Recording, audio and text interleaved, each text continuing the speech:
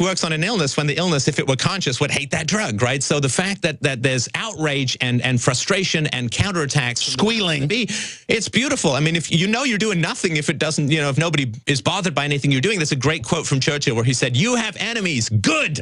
That means that you have stood up for something sometime in your life. And the fact that people are being attacked for pro-free speech, for pro-gun, for pro-freedom, for pro-trade, for anti-taxation. Yeah, don't take it like, oh, I better give up. Take it like I'm affecting something. I'm onto something here. I'm bothering bad people. That's what good people are supposed to do. We're supposed to bother bad people. That's the whole point. So I think it's great that there's a lot of flack being sent up. If there wasn't, we'd be peddling in a basement in the dark doing nothing. But it does show what authoritarians they are. They're now sending out hundreds of thousands of letters saying, well, you didn't turn in your semi-automatic handgun, or you didn't register it, turn it in or we're going to SWAT team you. That article's linked on Red on Infowars.com. Yeah. They're trying to pass another law to expand gun confiscation. They're banning basically gun manufacturing in California with micro-stamping. They just shut down the last lead smelter for lead bullets. I mean, yeah. Yeah. I mean, I want people, especially young people, lift the curtain, see the gun. See the gun that is the state. Like there was this very energetic Occupy movement where they were outraged at the bankers, right? And they wanted to, and they had all these crazy socialist nonsense because, they're academic. Well, they tried to hijack it. Yeah, I got it. But what they did see, which was a terrifyingly beautiful thing for the young to see, what they saw was 3,000 activists being arrested and 0 bankers. In fact, the bankers got hundreds of billions of dollars in bailouts. And Homeland Security simultaneously directing it in 35 cities. Yep. They're being scooped up at 2 a.m. Yep, and good.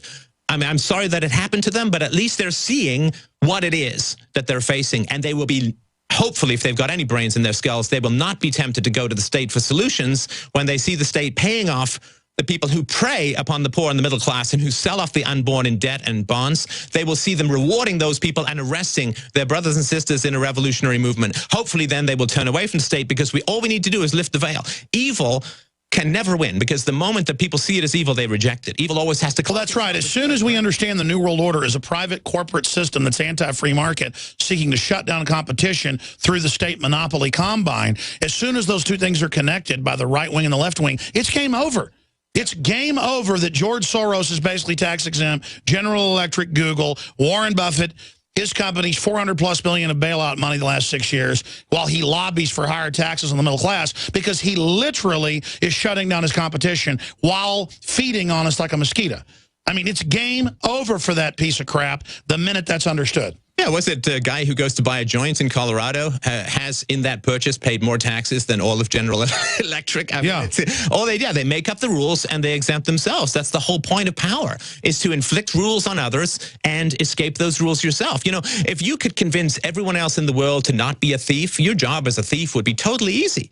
Nobody would have any locks. They wouldn't protect anything. They'd just assume they lost it or mislaid it, right? The whole purpose of ethics historically has been to convince the masses to be good so that they're productive, which makes them fatter cattle to be preyed on by the rulers. The rulers give us ethics to make sure we don't compete with their evil. It's got nothing to do with them actually believing, thou shalt not steal is a foundational ethic. I don't believe anyone has ever said, well, but you see, taxation is a form of theft, and therefore it's a violation of one of the 10 Commandments. And that's like Ron Paul's sign. He says, don't steal. The government doesn't like competition. Government hates competition, This is the whole problem of ethics. It's invented by, and I'm an ethical guy, and I believe in universal ethics, and I believe in virtue.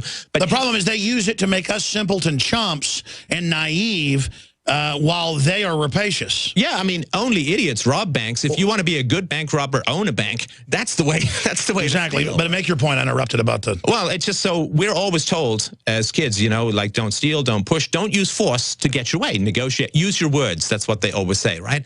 And when you see something like internationally, like what's happening with the Ukraine, what do? They threaten economic sanctions. They threaten ostracism. They threaten to cancel travel visas. They threaten all of this kind of stuff.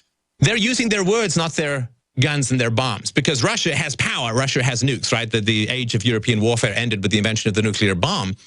But with us, we get guns and we get jail with us. So with each other, with rulers, they all deal with each other diplomatically and they negotiate and they threaten things and so on, but they don't threaten war that much in the West anymore. But with us, we get guns and we get jail. And this is the horrible thing. And it's only because it's safe with us so we don't have nukes. Yeah, of course. I mean, we're the livestock, and they care about us insofar as they want us to be productive. They empathize with us like a farmer empathizes with a cow's desire not to put his face in it. And they describe us. All elites throughout history call their subjects cattle. Oh, absolutely. We're just a form of livestock, and this is the first. The Aztecs called their lower class, basically livestock. Slaves were livestock. In the ancient, Hebrew stuff, the neighbors were livestock. But I mean, to the Egyptians, everybody else was livestock. Yeah. The Nazis, everybody else was livestock. Yeah. I mean, that's how it works. We're going to go to break, come right back with phone calls. We'll be with us 20 minutes the next hour. We'll get into the healthcare, the global warming, all of it. Please remember, this is listener-supported radio, not with a barrel of a gun like NPR getting $500 million many years of taxpayer money, or MSNBC getting stimulus money while lobbying to raise your taxes. We are supported by your free will. I try to carry the best T-shirts, books, films, videos, supplements, you name it, InfoWarsStore.com. And if you believe like we believe and are into freedom and like this platform and want to get great products at great prices, we're very competitive. InfoWarsStore.com or call toll-free 888-253-3139. And check out the new men and women's Made in America Molon Labe Come and Take It Spartan shirts at InfoWarsStore.com. Population reduction programs. Now it's just all coming out, but it almost just inoculates people psychologically to go, okay, big deal, to where they'll put up with anything. So how do you quantify that paradox I'm kind of getting at? Well, for me, at least, being a freedom fighter means always being sorry that I'm right. You know, because it's like, I feel like a sort of doctor, you got a patient who smokes and smokes. You keep saying, man, you got to stop smoking. It's going to make you sick. You got to stop. And a guy keeps smoking and then he gets sick. And you're like, man, I hate being right. I wish I'd been wrong. So it had all turned out to not be true. And now the poor were no longer poor. Income disparities had come down. National debt had been paid off, and peace and unicorns and rainbows, populated the planet.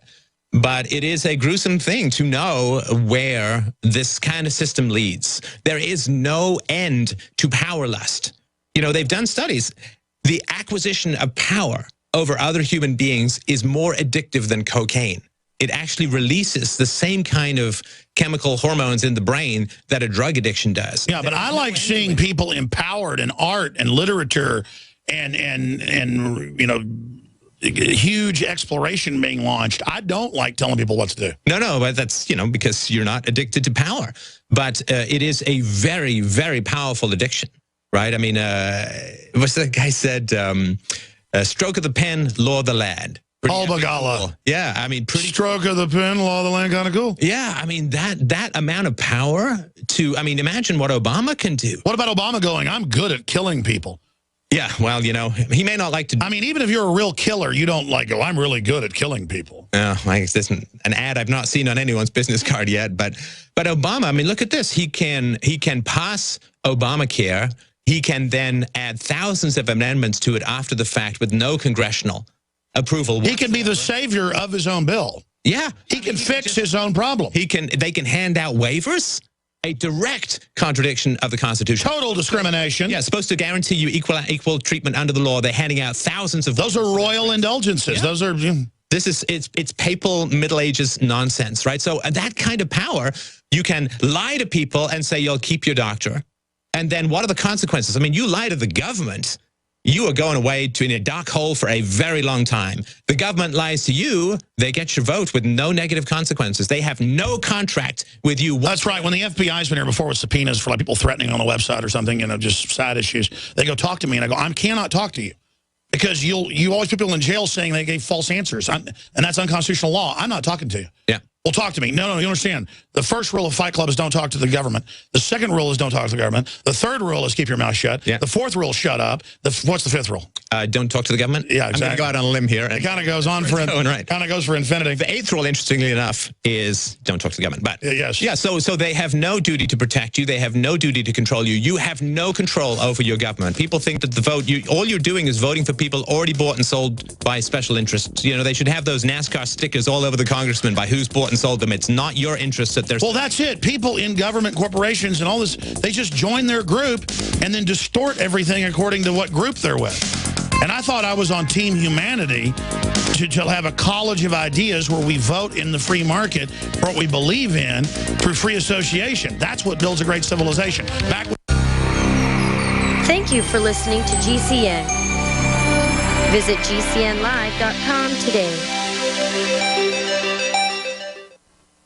Alex Jones here to tell you about how you can help spread liberty worldwide while also enjoying what I have found to be the best tasting 100% organic coffee on the planet. For more than a decade, my favorite coffee has come from the high mountains of southern Mexico, where the Chiapas farmers grow their unique shade-grown Arabica beans. We have now managed to secure these sought-after beans in a highly customized blend. Discover and try a bag of the Patriot Blend 100% organic coffee at InfoWarsLife.com. This coffee gives you a long, smooth pick-me-up for hours without the headaches and heartburn that so many other coffees give me personally. Hands down, this is my favorite coffee, and it's taken us years to secure connections directly to the Chiapas Mexican farmers. Drop by the site today, order a bag or two, and I don't think you're going to be disappointed. Available in original or with our Immune Support Infusion Blend. You will be supporting a free press, all the while enjoying a truly great-tasting cup of my favorite coffee. Available at InfoWarsLife.com.